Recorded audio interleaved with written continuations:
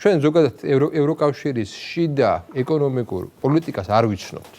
რო ვიცნობდეთ, ჩვენ ნახავდით უამრავ მაგალითს. აი მე მაგალითად დიდი სიამოვნებით გავაკეთებდი და საზოგადოებას ვაჩვენებდი რა მოხდა საბერძნეთში. რა მოხდა ესპანეთში, ხო?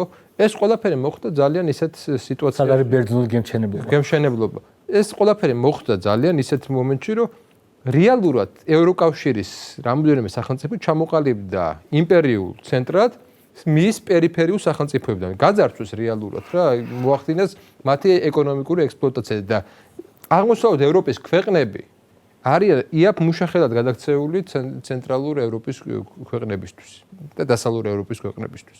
მთელი ჩვენ რო საუბრობთ საბერძნეთს, სად არის საბერძნეთის მოსახლეობა ახალგაზრდობა სად არის წასული?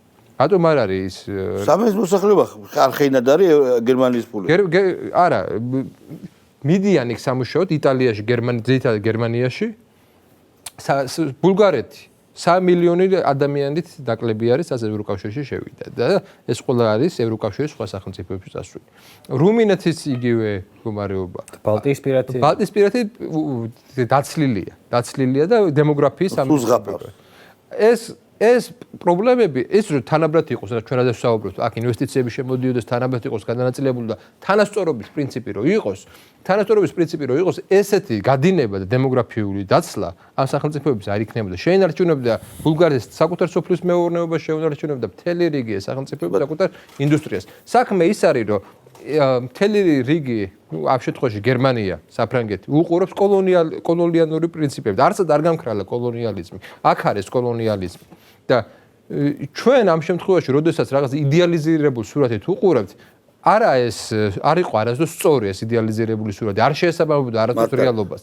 ამიტომ ჩვენი მდგომარეობა ამ შემთხვევაში არის ისე, რომ არავინ დედამიწის ზურგზე არ არის დაინტერესებული შენი განვითარების შენს გარდა. და როდესაც მიხვდა ხელისუფლება, რომ ეს ესეა, მაშინ დაიწყო ჩინური ინვესტიციების შემოსვლა, მაშინ დაიწყო სხვა პოლიტიკა და დღეს მაგიტომაც გვაქვს ზრდა.